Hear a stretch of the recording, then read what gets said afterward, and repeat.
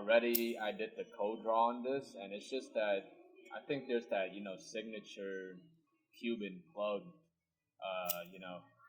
draw to the cigar. So yeah. Yeah, I'm gonna do the big man's cut today. Oh, okay. If you guys don't know what that is, it's like the little side cut. Like a little slanted straight cut. A little slanted. Because, you're slant in life. You're slanted in your eyes. I like to run slants on the field. Yeah, man. Yeah, I just get that, there's like that little Cuban, signature Cuban, spicy barnyard off the cold draw. The cold draw, yeah. I get. Mm-hmm. But I'm just already knowing that this cigar is not gonna pull right. Man, mine is pulling perfectly. Really? Yeah, and the aroma of this cigar, I like it. It smells like a Montecristo. What a Montecristo is supposed to smell like. Yeah, I feel like Tony Soprano right now. Hopefully this smells good. Well, let's combust these cigars and. Oh, and if you guys use the torchlight. Yeah, there's too much wind right now. There's too much music right now. But yeah, what are we smoking today? What Montecristo is this? This is the Montecristo No.2 Petit. So, if you guys see in the B-roll, the cigar looks like a regular Montecristo No.2, but this is just probably maybe, I don't know, it looks like it's 2 inches shorter than the, normal Montecristo No.2. Yeah. We decided to smoke this today because it's 1 year. 1 year. Old. The box says April 2024. Yeah. So we just wanted to see what it tastes like after 1 year, and then next year we'll come back around this time, smoke it when it's 2 years old, and see. This specific box, I bought it from Casa del Habano in Milan, Italy, last year. Okay. How was that experience? Going to that cigar shop and picking it out. What? Man, just going from the Milan airport to that store. It was like a 15-minute Uber drive. Okay. So it was really close. Mm-hmm. Milan looks like a Eastern European ghetto. Oh, but the inside of that specific store was really nice. Yeah. They had a lot of inventories on every single brand, Cuban brand. Okay. And they were all pretty knowledgeable and pretty cool. Just one guy, the owner himself, wasn't doing much, but yeah, he was really helpful. Didn't speak no English. Google Translate helped me out. He didn't speak no English? No English at all. I thought he spoke English, but no. Yeah, you would assume it's at the casa, right? Yeah, especially in Milan. Yeah, a whole bunch of tourists there, right? I didn't see much tourists. Oh. There should be tourists.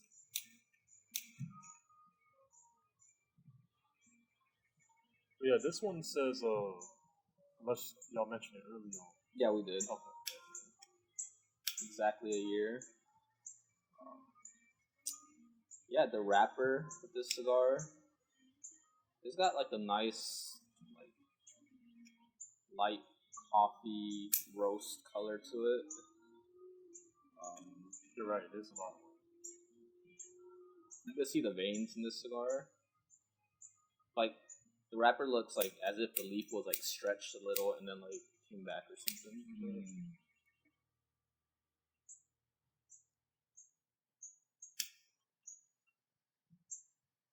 Yeah, I'm not sure if they're the best brand, but definitely top 3, I believe, in terms of Cuban brands. Mm-hmm. Which one is the top? Cohiba. But are they the best? That's the thing, right? Well, I guess it's subjective. It's because that was Castro's brand. That was the one that he preferred to smoke. Yeah. But it's going past that, you're a aficionado, right? It's Like, what's if you're an aficionado, well, I mean, it's just everyone has their own preference for like, you know, what Cuban cigars they like. But I saw on the cigar subreddit where they were showing like that chart where it's like a 3x3, and it was like Maduro, Cuban, and New World, and then it's like everyone's favorite, polarizing, and everyone's least favorite. And for the favorite one for Cuban, it was the Montecristo No.2. oh shit, yeah. I mean, I guess it's just because this cigar is such like a legendary cigar. Like, outside of Cuba and all of that stuff, we grew up watching all those gangster movies and stuff, and this is the one that resonates like in your memory when you think of like a Italian mobster or like those like classic gangster movies. When they smoke a cigar, it's usually this Montecristo No.2, Yeah. but the big like version of it. And y'all see this burn line? It's pretty crazy right now. I don't know if like maybe the wind is like really affecting it, Yeah. but The wind's still blowing down. see that little cut right there? Yeah. It's crazy. Yep. So yeah, guys, this is Cuban quality control for you. They're hard as shit to get already, and then there's like this bullshit about it. So It's like dried leaves. I'm getting no sweetness with like that other Montecristo I smoked had some sweetness, but the Montecristo No.4. number 4, yeah. Mm. I had like a like butter sweetness. It was so Right. yummy. Yeah. That was a great cigar. But I mean, for 1 year old, I didn't expect much out of it. Just wanted to see what it tastes like at 1 year, then we'll see at 2 years.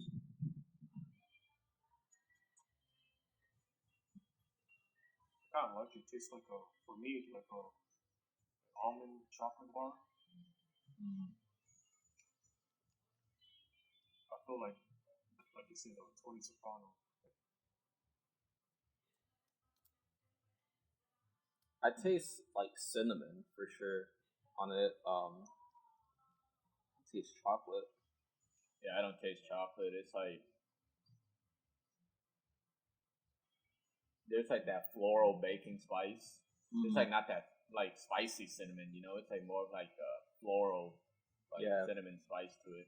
Yeah, I'm tasting the cinnamon. For sure, there's a distinct like aftertaste. Like that's Cubaness that I don't taste out of like New World cigars. Yeah, very aromatic.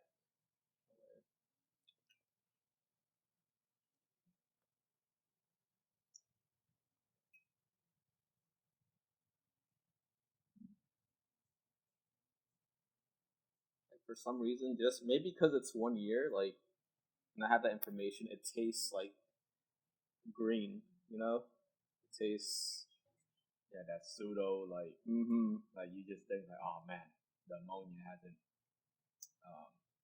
escaped from the cigar enough yet. Yeah. And we keep this cigar at like 62, 62 relative humidity. Yeah, and around like the temperature, like it's from like 60 to 70, Yeah, man, this is a special cigar. Doesn't taste special. Just wait till the last third, and then we'll taste something. Just wait until the last third. Okay. Oh, you don't have a good draw, or what? It was too tight.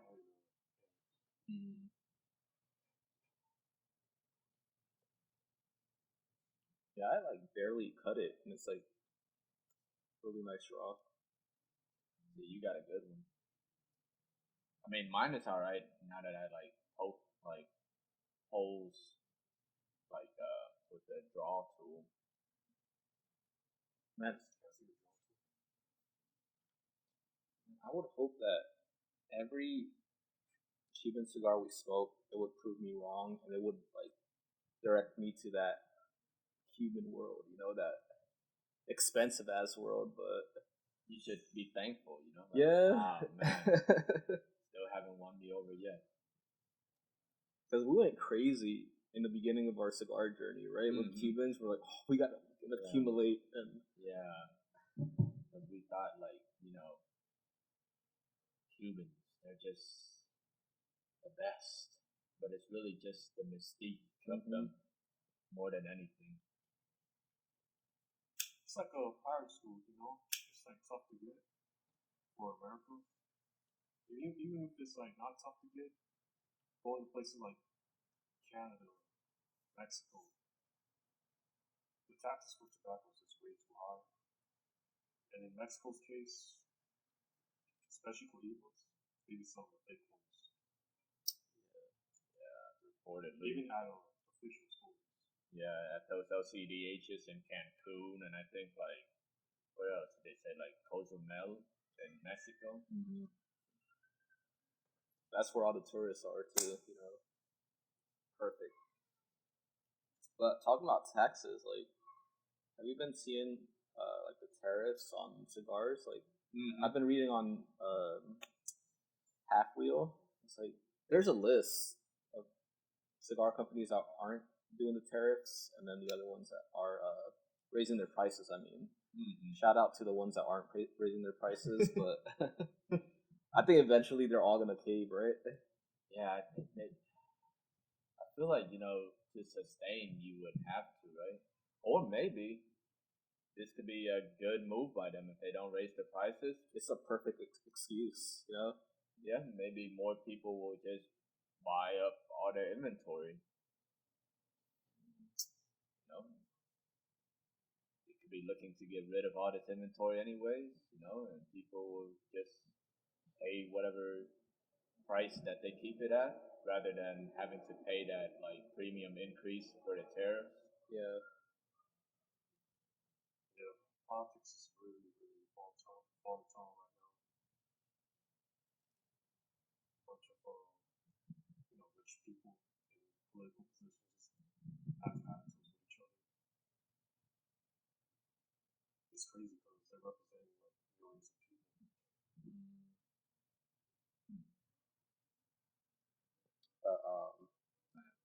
Yeah, I just wanna. Well, we went recap what we did last night. We went to Tobacco World. You know, Tobacco World. that's the spot though. Yeah, out in Marietta. The owner's a cool dude, man. Yeah, Manny. Yeah, Manny. And he says he watches our videos, so, you know, thank you, man. Yeah, he's a real one. Yeah. Even though he was like, man, y'all talk nonsense. It's like, It's like, I'm just here for the cigar content. Whenever y'all start talking about nonsense, I'm out of it. I don't blame him, man. Yeah.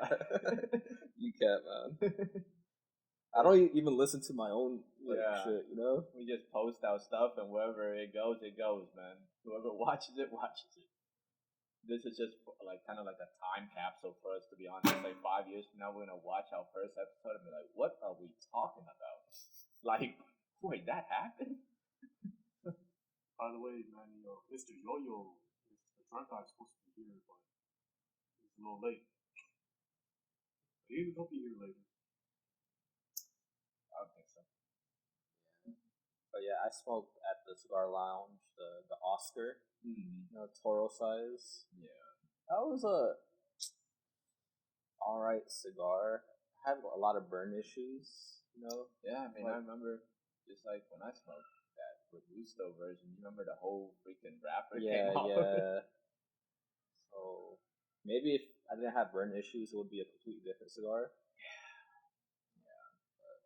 But it was alright. What did you smoke again? I smoked the Dunbarton Umbagog, not the bronze bag, just the regular Umbagog, and oh, yeah, what were you saying? It's like the last. Yeah, that's it, right? I gave Steve Saka one more chance to convince me that he makes other cigars that are as good as like his Sobra Mesa line. No, that was his last chance, man. I smoked the Red Meat Lovers. I didn't like any of them. I smoked. You tried all of them, like the ribeye, the ribeye, the filet porterhouse, mignon, and the what's it called, the beef stick. Mm. None of them are good. The Cinco Permiso, I will say, is alright. That's an alright cigar that I would go back to. Mi Queridas, I've tried the black band, the navy blue band, not good. Um, but yeah, what else did I try? Oh yeah, the what's that thing called? The Muestra de Saka, the Unstolen Valor. Yeah, that was. Wow. There's a review on it, right? Yeah. You know, that's the only video on our channel that got flagged by YouTube. It's like age restricted. What? I can't turn that off. Like it's permanently age restricted. Yeah. I mean, all the videos are age restricted. Yeah, right? I already put it's not made for children and stuff like that. But like this one, they actually put like age, like it's a warning. Mhm. Yo, like keep talking that shit. Keep saying homophobic. Keep saying It's probably the person that works for that cigar company. But why would they report their own video? You want more people to view it. How dare you say one negative thing about it? This age restriction thing now, like, oh yeah, I mean that's true. yeah, and at the cigar lounge we played dominoes as well. Yeah, First time playing. Well, not the first time, but playing it correctly, I guess. yeah. That's like real cigar thing to do, right? Play dominoes and smoke cigars. But it's like it feels like playing goldfish. Yeah, man. Like, I feel like a little kid. Yeah, it's again. like it's the same concept basically. there has to be like a different ways of playing. Well, that's what Brock told me. There's like Cuban, the Mexican way, and like some other stuff, right? Maybe Grok just taught us like the way to like It's like introduce us to the game. Like they don't want us to like stab each other. Get you in the eye with the cigar. And then I whoop you in that, right? I'm up by like how many points? Alright. By one? Yeah. But who won at the very end when our producer showed up? The producer's name is Danito. He showed up and Danito. yeah, Danito. Yeah. Yeah, he's in the back of the camera right now. Shout out to Danito. Yeah, say something, Danito. Hey, yo.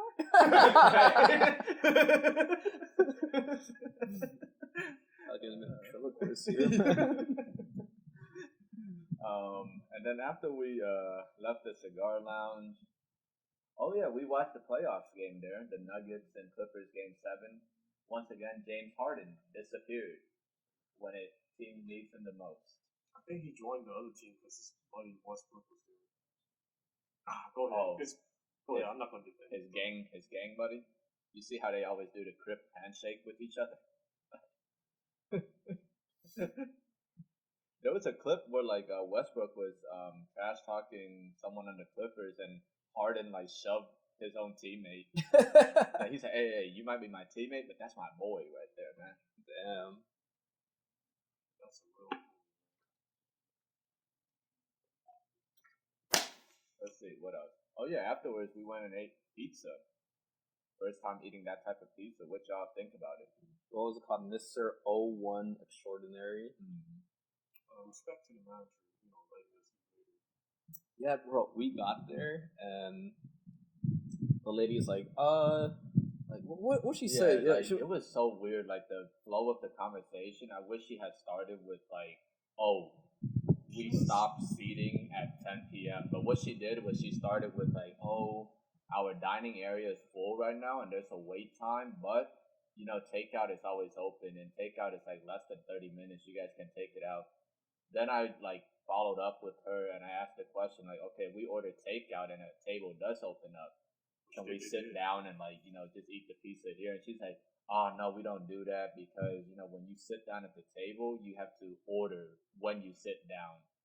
And I'm like, "All right." And then I was like, "Okay, then can we just like wait a little?" And then actually I saw people leaving. Mm-hmm. I saw tables getting cleared and people leaving. So then I followed up again with her. I was like, "Oh, people are leaving. What's the wait time? Like, can we like sit?" And I didn't see anyone else in line for a table, so there was no wait time. And I would say, oh, can we like sit down at that table? And then she finally says, oh, we stopped seating at 10. And it's like, dude, why didn't you just start the conversation off with that? I had to ask like 3 different questions to get to that conclusion. Racism. Yo, but she was Hispanic. And I'm Asian. Yeah, we do hate the chinitos, you know? You Oh, and if y'all hear the music, my apologies. You know, it's my people, our neighbors. Yeah, it's their like quinceañera. Yeah. If you hear the clown music, I'm sorry. Yeah, the neighbor was just singing, doing karaoke with himself. And a baby crying. Yeah. I think, like, the guy's beating his daughter or something. Yo. He's had like 20 Modelos. He might just Oh my gosh, man. going on beat too. That's why you can't like really hear it. Hey, that music was pretty good, man. It sounded like, I'm telling you, some kind of like chase music or something. But yeah, But then, yeah, your long lost cousin. Man, it's been like 10 to 15 years where I haven't seen that cousin. At first, like when she walked in the door inside, I was like, who else is gonna come like right now and try to sit down? And I'm like, oh, that's my cousin. yeah, that was crazy. It was crazy Because he you was trying looked to up hide and his it, face. He was like, I'm just kidding. yeah, you looked up and it looked like you saw a ghost. I was like, what the? Like, oh, hey, cousin. Yeah. I was like, oh my gosh. I lost your number. Oh man. Yeah, but yeah, they were trying to get a table. They couldn't. I guess they just overheard our conversation. And that hostess, I guess, asked the manager, right? Yeah, the dude was cool. I don't. Maybe it wasn't her. The manager overheard. I think I kind of saw the manager already walking up because she was like, they want to take me, they got to order right to sit down. Yeah, I heard that before, Yeah. and she didn't say shit. Yeah, Right? yeah. Because the manager walked up to Yeah. her and said, hey, if they want a table, they have to order right when they sit down and stuff. And I was like, okay, you're going to tell us? Mm-hmm. And then she just didn't. I was like, oh, okay. Here it comes with that racism. I think she was literally on something. I used to work in a restaurant. A lot of these workers, when they're stressed, they do stuff. I did that myself right now. Oh, it's cracking. Yeah, crack a laughing. I'm so cute. Yeah, okay. But yeah, I guess they overheard us, and we finally got a table, and we had a weird ass server too. Like she seemed like weird. fake, She's right? on She's something. hi, how are y'all? Like, I mean, y'all know those type of people that smile like crazy, like the Joker from Batman. And then when they turn around, you know they're not smiling.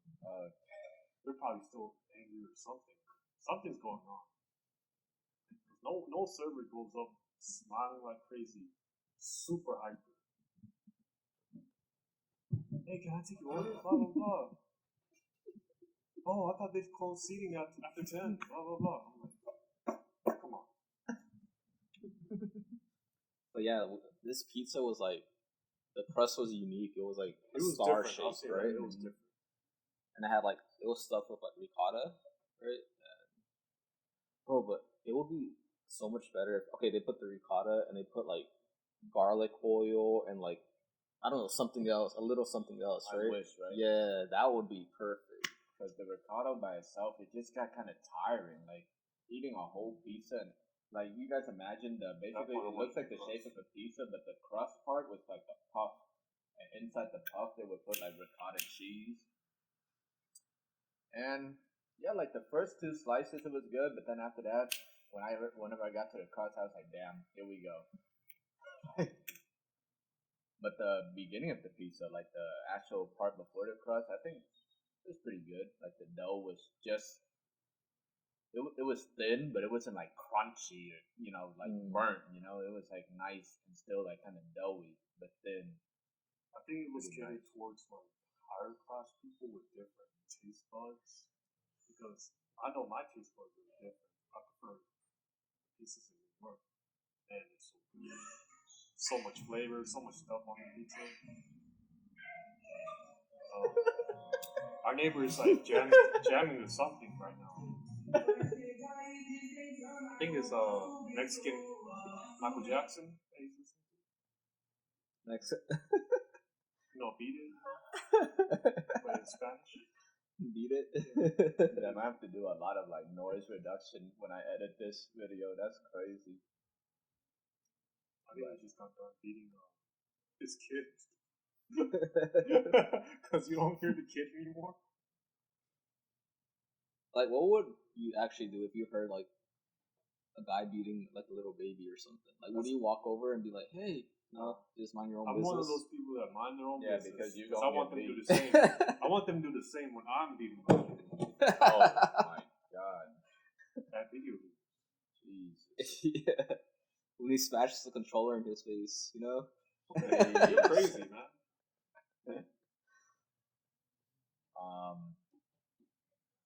So I mean, so far, guys, I do the initial, I guess, first third into the second third. What y'all feel about the cigar? I'm only tasting like that blend of like spices, you know? No sweetness at all, really. Cedar, I guess. It's not a heavy wood flavor to it, right? I taste some of the spices as well. Like, like almonds on the pan as well. Like all I'm tasting is really like again that like floral cinnamon baking spice like combination with like this it's like as if you took the crust off of like wheat bread, like that taste mixed in with like. Are you getting any nutty flavors to it? Not really, Nah, right? not really. It's like more woody. Yeah, than yeah. nuttiness. It's Woody. like woodiness, that like bread crust I taste. take it back. Yeah, like wood on the heated pan. Yeah, that's about it. Have you guys retro held? Yeah, I did. Retro was like mild spice. It wasn't like stinging the sinuses at all. But still no crazy flavor, But still, yeah, nothing crazy flavor. Maybe there was like a whisper, like a hint of like, I don't know, like a little cracker sweetness, like bread sweetness, but yeah, I mean, it's only been, a year, so I didn't expect much out of it. It was just for us to see.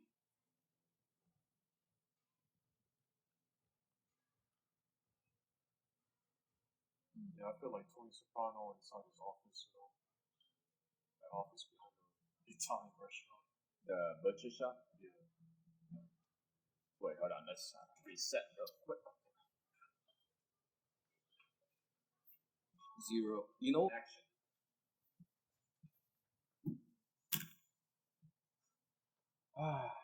Yep. Man, did you guys hear that crazy story this week with that one lady that called that kid the N-word at the park?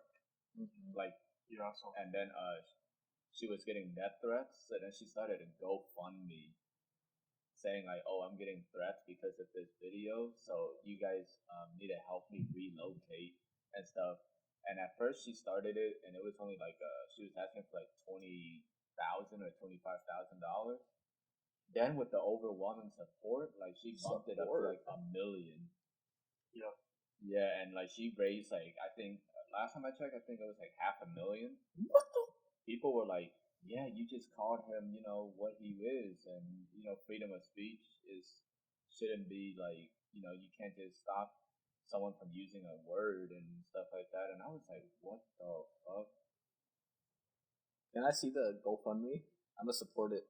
You know? Oh my god. No, but that's messed up. Like they're delusional on both sides, like or just racist. You know? I think they're just racist. She said hard R or like The hard R to like a kid, because she thought that he was stealing out of the baby's like diaper bag, and it's just like Was he? no. On the news article, there was not. It said she thought he was, but he wasn't. And that's what she called Yeah, him the N word? that's crazy. Oh my god. Yeah, imagine if Ooh. imagine if that kid actually stole something. She would have killed him. Like, oh my goodness. Then it would have been justified, right? I'm just kidding, man. Killing a little kid. No, not killing, but like saying Oh, it, you know? Yeah, maybe in her mind, yeah. Yeah, in her mind. Yeah. I mean, she feels like she's justified right now with the overwhelming support and all these people enabling her. Like, they make her think like, hey, maybe I do have a point. And it's like, no, you don't have a point, man.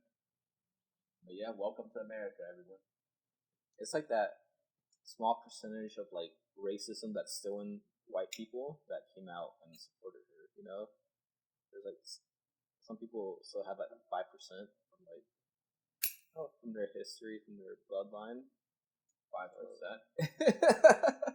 Was that too much? Or it's like 2%? I think it's like too little. Too little? I feel like this country is still very racist, man. You guys didn't go through like racism while you guys were like growing up in America. I remember in elementary school, man, it was kind of fucked up. I think that's where like my the stem of like my you know I don't hate white people, but like I think they're like the worst race to me because like there was like an award ceremony or something, right? And I think like she's one of those white moms that think like her son is like the best student or something like that, and he ended up not getting like the award or something, and a couple of us like did, and we were going to like the library to take like a photo for like the kids that did, and I was holding my stuff, but then like one of the sheets, like I don't know, it's like a program sheet or something, it like fell on the floor, and she fucking like I was like going like I was a kid like in elementary school, I was like going down to pick it up. She fucking walks and like steps right on it, and I just kept walking, and I was like, all right. From that moment on, that's when my some people just have accidents, you know. They just you see a whole kid on the floor trying to pick something up. She probably like spit on the back of your head too. Yeah, and you were probably... like, yeah, that was when my like just bias towards white people just like developed. Damn. That little thing, you need to calm down, man. Hey, you were an angry kid, huh? Yeah, hey, you were a kid, man. Like you can't blame like. Why are you thinking of that, like racism as a kid? Also, Hey, man, like I mean, I'm just saying, like that's just how like it developed, man. How you gonna blame me, man? Like, what if I stepped on her kid's thing, right? Like she's gonna be like, hey, expel that chink. But what if it's not racism, right? It's just hate and jealousy and this negative energy, right? It's not nothing to do with because you're a chink or anything. Yeah, I mean it could be, like I guess okay, yeah, maybe she I don't know, yeah, hate, jealousy, envy, whatever you want to call it, but I guess maybe if she's not racist, she developed the racism in me towards white people. I mean, I will have to agree with your statement on that because even at my work, the most recent things at work, I work with mostly black people, Africans, some Dominicans. For me, be careful. So they're the best. They're the best people that work with. Oh, they're the best people. Yeah, because they tell the truth. They don't hide their emotions. Like how white people do it. They're gonna be fake to you in front of you. No. And then they snitch on you to like. And snitch on you, yeah. But my brown folks, They showed their real emotions. They treat me like their own.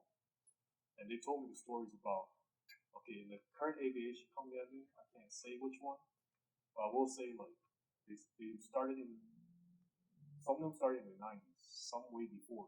They told me, like, racism did not end until, like, the late 90s in this airline company. Like, white people got away with saying the most fucked up shit, telling them they can't sit at a certain table. All types of crazy shit was happening. Like, it's as if it was still the 1940s and 50s. They only got away with it because they knew the people that are higher up that would prevent them from getting fired and would get the brown person fired. But now, over 90% of the workers on the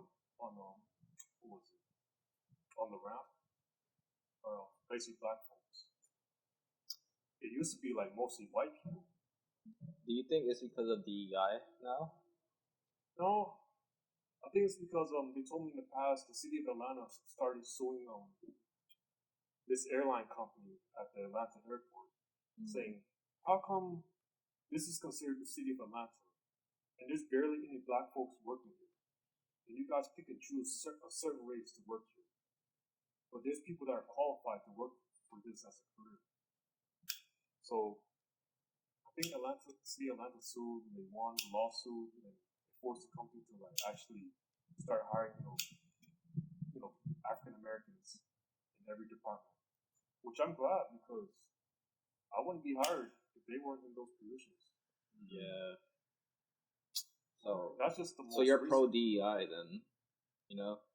Well, I'm more of like, if you're qualified, but I do agree, like, you do need to have like every race to have a chance of getting that job position, because you know how HR is, and you know which race is usually in HR, and you pick and choose who they want. Yeah. That's a difficult thing. Just because what I know from DEI, it's like they lowered the standards for certain people. You know? I don't agree with that. It's just like affirmative action. Yeah, I agree with that. I don't know much about DEI right now, but I do agree with affirmative action. But you can't just say no to something based on your race. Like, come on, the city of Atlanta is really mostly African Americans, and the airport is part of the city of Atlanta. And to have like the minority race be the majority of that airline company at the airport, that's a little crazy. But it's like their company; they can do whatever they want, right? Like they can, but they can't be discriminating like that. So, if you were to have a company, let's say, I feel like you would prefer certain type of people. Yeah, right? Based on the way that my dad was treated when he came to this country, based on how I was treated growing up. Yeah, I would definitely prevent. I would not prevent a certain race from hiring, but I would like look over other applications before theirs. Yeah. Oh, did you have like a moment like he did, like where you encountered like racism? Yeah, but some of them were treating me like shit. Like, like, hey, boss said go here and there. Boss said do this and that. They would just ignore me and keep walking. Like, all right. No, like when you were a kid or something, As a kid, I didn't experience much of it. Just self-built racism. I guess similar to that.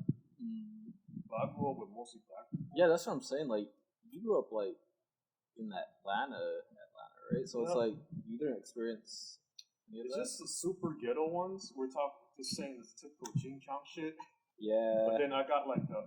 But it's funny, right? I got the other ghetto people that support me because I give them answers to the test. Hey man, why'd you messing with him? Blah blah blah. So I got like over 6 black people about to jump one black guy because he's talking shit about me.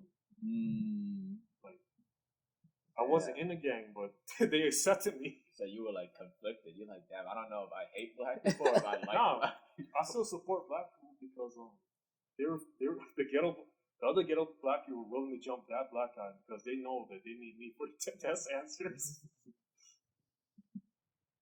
And you just had to survive there, right? It's like Yeah. you had an advantage, right? Because it's like the stereotype. It's like, all right, he's a smart guy. Like, let me get the answers, bro. It's crazy because sometimes I wasn't. And I copied off the fobs. The Vietnamese that came to America, they were smart. Or you copied off the other black guy. You were like, Oh my god. Oh my goodness.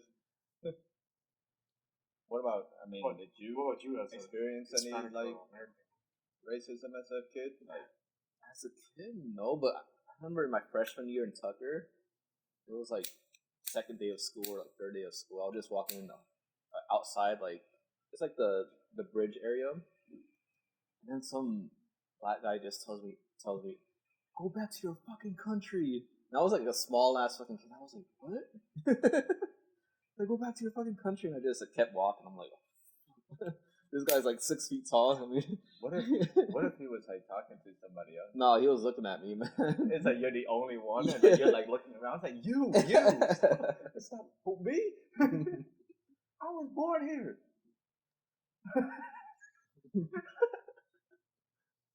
Yeah, no matter what, racism will not go away in this country. Well, just in general. You can go on Instagram reels. Some videos you're gonna see the most racist comments. I mean, I think racism isn't well in America. I guess it's racism, but like, I think there's an idea of colorism that exists globally. You guys know this. Like, I mean, growing up Vietnamese, like I know this. Like, everyone in Vietnam wants to be like light skinned. You know, they don't want to be like dark because when the idea is if you're a dark skinned person, that means you probably worked in like the rice fields or like the rural, like the farms all day, something like that. Like light skinned people, like that means they probably like sat in the house most of the day, you know, until the sun sets. Then like that means like you have like some kind of status in society. Like I think every country, you know, has that colorist idea, and Yeah, because in the past, certain Asian dynasties, the royal families, the rich people, the higher ranked people, they're usually inside their palace or inside their house, so they don't really have to go out every day to work. That was their work. And the people that were at the lowest ranks, peasants, they were always in the rice fields or farm or something. So sun, darker, they considered you poor. yeah. Another experience I had, I was working at a restaurant, and I don't know if the past bartender got fired or not, but they hired a new one, right? And supposedly he was like good, you know, but We all say that. yeah, it was like maybe 2 weeks of it, like him like not making the drinks right. Like it was a specific drink. It's a old fashioned, right? It's like That's That's the most crazy. classic He cocktail. lied on his resume. it's like supposed to be still a strong drink, but just with some bitters and like a cube of sugar, right, and some ice, and it's still supposed to be strong. Like that's what a guy wants to drink. But like he would like put like a lot of cherry juice in it, make it sweet, make it like like I don't his know, own drink. like his own drink, too sweet, and like a lot of like my regulars like kept complaining, and I came up to him. I'm like, can you like remake these, man? You're not making them right. And he said some shit. We got in an argument. He's like, go back to your fucking country. Oh, and like it was that's like when I swing. it was like a full bar and stuff. I'm like, I was fucking born here, fucking asshole. I was like, man, Like, nah. I just and then he didn't last though, Did but he get fired? Okay. yeah. I'm just That's fucked up. I don't know. That'll be my last What a one. fucking terrible. yeah. Like, what? It's like you fucked up, and then you're gonna get mad at me and start getting racist when I'm telling you this is your fault. It's not like I told you to make the fucking old fashions like this. I would argue with him loud too. Before I swing, I go to the customer. Hey, he told you to also go back to your country. Come with me right now. Let's face it together. So he said he told you to go back to your country. Oh my god. But yeah, we used to like fuck with him too. It was like we used to like take a screenshot of like the computer screen of a camera of him working at the bar, and like posts it in the hallway, and it's like we used to like type in like "living the dream" or like I love it. That's trolling to the yeah, or like some other shit. It was so he would walk by, he's like, "The fuck." Damn, bullying. Wow. Hey man, some bullying works though. Yeah, that's what we need more of this country. But you know, like about racism again, it's like I feel like that's when you know you have like a good group of friends, or like I think that's what how you make friends too, is like talking about racist jokes, or like you could make fun of someone's background, or just honestly just making fun of anything, right? And not taking it seriously, right? Yeah. That's why our groups, like people's groups, are more diverse when you see people that make racist jokes. But like, you know, that's different, you know, like that's like, you know, we know where we're all just sitting around having a roast session and we're just roasting each other because it's like, you know, you just laughing and joking about it, but it's like these situations that we described right now, it's just like uncalled for. Like what the heck? Like you had no other like, you know, comeback to like this argument, so you resorted to like racism. Like, okay. All right.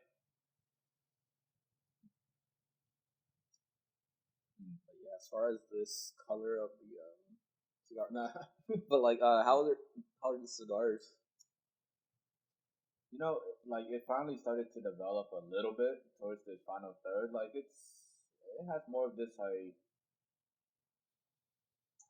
it's like this more like a cereal, like that like weedy cereal sweetness to it now that I can like you know describe. But other than that, it's not like amazing. Like, you know, there are Cuban cigars out there that people are like, oh man, it's like buttery, salty, caramel, waffle cone, stuff like that. And then that Cuban twang that, you know, people talk about. This just, yeah, it's just like, it's cool. Yeah, it's crazy. I did get some sweetness to it at the end of it. Not much though, but I wonder if like eating before this really changes the flavor of it, right? Eating like a I got hints of sweetness, more spiciness. I still taste this cedar. Yeah. It's not bad. It's like I still have that Cuban aftertaste too. I don't know. They're masters of making that aftertaste. okay, but how much did you say this cigar came out to? $24. $24 for $24 cigar. Retail wise. Yeah, it's trash, right? Yeah, you like compare it to other price wise, For price wise. But we'll see next year. Let's see if it develops. But that's the thing, you know, like when you buy a product, you kind of want to enjoy it. You know, like talking about 2-3 years. How do you know what's gonna happen in 2-3 years? Like, imagine you move in like 2 or 3 years, and like you completely just misplaced the box. Like, oh, there goes that. I will say, I think it's like kind of good if I have coffee with it. I think this is something that needs some sort of drink with it, or you say like eat something before. But that's the thing, like, is that even considered a good cigar if you need like another substance to like pair it with, right? Yeah. The cigars is like, for me, it's like you want to relax. You want to be able to sit in the backyard, have your downtime. Yeah. And then paying $24 for a cigar, you expect, all right, for it to surprise you a bit or something, right? Mm-hmm. But again, it might just need I think it needs 3-4 more years. aging. I'll still pay for this or another actual something. It's just, I feel like, I don't know, maybe I just have one bad one and I'm like, ugh. For $24, you could get a lot of good. No, I'm saying if I had a choice between this one or before Fuente that small. Which one did he smoke? I don't remember. I don't only smoke like 2 or 3. But like that's the Red or thing. black band. Yeah, but like that's the thing. You can't compare $24 to like a fucking $10, $12 I think Fuente. Did you smoke the one I gave you from Tampa? Is No, it the red? Oh, okay. That one's pretty good. And that one's like $7, $8. That's a good price. Yeah, yeah. I mean, when you do smoke it, when you know tobacco, well, when you know like tobacco grows like instantly once you put the seeds to the ground, you're like, wow, some of these companies are fucking us over. And like there are Arturo Fuentes out there, like the Opus X lines. You know, some of them are like 20 something bucks. I did try Wolves. The Don Carlos, like some of like the Sharks that we got, 24 bucks. shout out to Widowback. Yeah. Give us Yeah. Shout out to Widowback, man. He came through clutch, told us where to go get them. No, we will not tell you where to go get them. because of YouTube, not because of us. We can't solicit nothing. And this video is only for entertainment purposes. We're not promoting, distributing, soliciting, nothing. All right, so hey YouTube, we're just get off my making nuts, entertainment YouTube. video. This is just get off my fucking nuts. This is just filmmaking right now. We're just making a film for entertainment purposes. You know how the awkward it is. Text every word we say. But yeah, like let's see, what other Arturo Fuentes you should try, like that Oscuro, the gold, the yellow foot that I smoked in Tampa. Yeah. That was a good one. What's it called? The Casa Fuente. The one that you smoked. Yeah. That one was really good. That was a good one. I think the one that Will smoked is called like it was like about 30. I don't know. It's like the Royal Salute or the Royal Trumpet, something like that. I don't know, but that one was pretty good too. So yeah. But I mean, in like 2-3 years, this is not gonna be $24. You know, with aging, the aftermarket is gonna go up on it. Yeah. I will say, one of my coworkers who was born and raised in Tampa, but now works at an airline company, Atlanta Airport. He told me about his favorite cigars from Opus X line. He said he used to smoke, but now he's like taking a break. Yeah. Plus, it's not cheap either. Yeah, I was against Arturo Fuentes until I think the Rosado I smoked, just because like I didn't want to smoke that mainstream cigar, right? But the more I tried them, I was like, all right, there's no denying this. I like the flavor profile of it, you know. Yeah, I will give them another chance. The only company I won't give another chance to is the Domo. Maybe it's bad experience, but yeah, I gotta try the Opus X in the future as well. Yeah, because I caught Tampa Sweethearts. When was it? Friday. It was like 7. They closed at 5 or something. I was like, let me just see if they had them in stock at the store. What was the one I asked you about? Oh yeah, the whole like Opus line. It was like the Forbidden X. 13. Forbidden X, yeah. And then fucking Arturo picked up, and I was like, hey, like he's like, we have everything in stock at the store and we ship it and stuff. And it's like, did you speak in Spanish or English? No, English. Bro, I don't even know if you speak Spanish. Like he was born here and shit, you know. This guy said that you speak Spanish. Isn't it the super old dude? Yeah. Mustache? Yeah, he speaks Spanish. I saw some of his videos.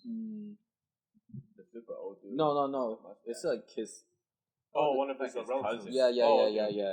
This is his cousin. But...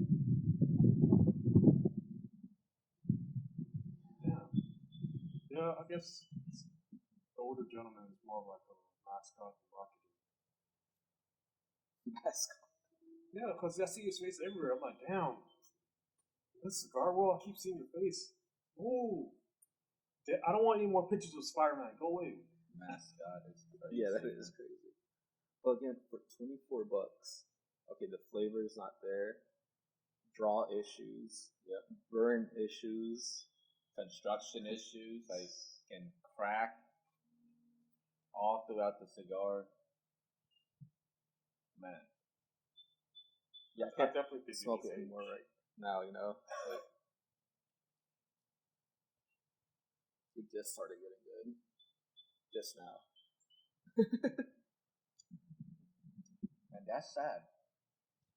That is absolutely sad. Should we cut it at 28? Like, finish the Yeah. podcast, yeah. Yeah, guys, it's unfortunate thing right now. Yeah, we're smoking these, so you won't have to. So it's like, so you won't waste your money smoking it at the 1 year point. But it's like smoke them in the 3 year, 4 year. And I can see why people are ready to talk about that. Yeah, it makes sense. I gotta put this one down. Oh, damn. Oh my lord. Holy, the whole wrapper came off. It's crazy. Wow. Oh, can I see the light a little bit? Shit. Well.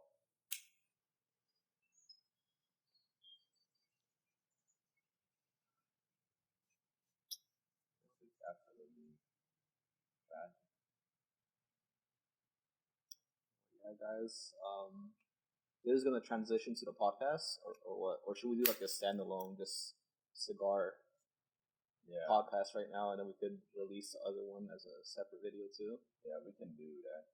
This is already about 50-something minutes. So. And we kept it like on topic too. About cigars and all that stuff. Cigars and racism. Yeah, guys. Well, there you have it. This has been the Montecristo No.2 Petit. 1 year of age. Check us again in April of 2026. It'll be 2 years, and we'll let y'all know how it develops. Yeah, because next podcast, this Yoyo got like continue the story of the Antichrist and other stuff. You know? Okay. All right. Well, until next time, y'all. Peace, guys. Enjoy your cigars, but don't inhale.